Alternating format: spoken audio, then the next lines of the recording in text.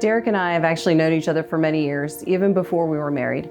We worked together back in the early 90s, and later on, two of our daughters went to the same school when they were 4. Yeah, we crossed paths more than once, but it wasn't until 2007 that we really reconnected and started dating. Looking back, I truly believe that was a God encounter. We got married in November of 2007. We were just living life the way we always had, trying to do the right things, raising kids with respect, working hard. But church and a real relationship with God just weren't on our radar. I didn't grow up in church at all. I had very little exposure to God or faith. My childhood was hard. I experienced abuse when I was young. My parents divorced when I was 5, and my mom left, and I haven't had contact with her since. I was raised by my dad with help from my grandparents, but I never really learned how to process the trauma and abandonment I felt. So as a kid and teenager, I coped the only way I knew how: smoking, drinking, drugs, sex. I eventually joined the Army and got married at 19. We had a daughter, but my lifestyle didn't change, and those choices eventually led to divorce. Years later, when Derek and I reconnected, we fell into life together quickly, and for a while things seemed good. But even after we married, Derek was still struggling with addiction, and I knew about it. I asked him to stop, and he told me he would. But I didn't. I lied.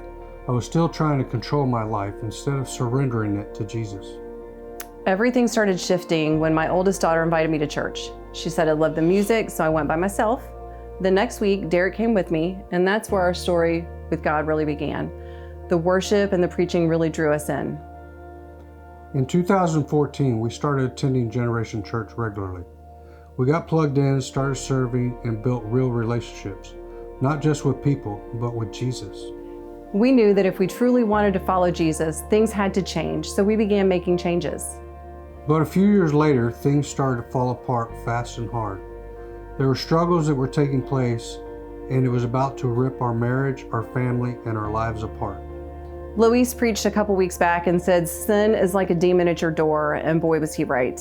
We had let the shame, insecurity, childhood trauma, disappointment, anger, control, and pride, just to name a few, infiltrate our marriage.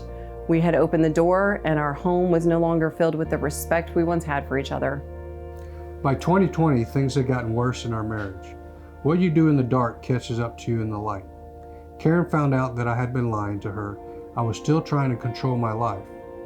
I had not fully surrendered my life to Jesus. I had to do the hardest thing I've ever done. I had to tell the truth about everything. I had to do full disclosure. I had to tell her about all my lies and all my secrets. And I was hurt. I was angry. I didn't cry out to God, seek help from any sisters in the church, or do anything else that my brain knew I should do. Instead, I wallowed in anger. I was mad at God. I even refused to pray for a while and did something that would end most marriages. She needed space, so I moved out for a while. And honestly, I didn't know if the woman I love most in this world would choose to stay with me. But during that time, God was working, especially in Derek. Derek had been going to a men's group at the church and had been putting in the work so he could heal from the pain of his past. He was determined to change the trajectory of his life and in turn change our marriage. That men's group at this church changed our lives.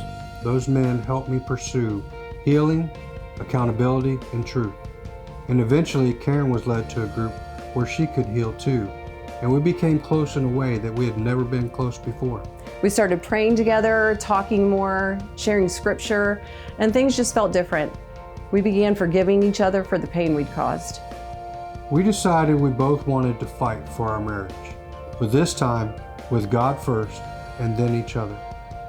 We had let the demon in the door, but God had a plan to use what we experienced to help others. The last several years have honestly been the best of our marriage. And it keeps getting better. God has blessed us in so many ways, and now we see those blessings for what they are, gifts from Him, not something we did ourselves. We've even had the privilege of leading the same groups where we found healing and helping others who are walking through struggles like ours find hope again.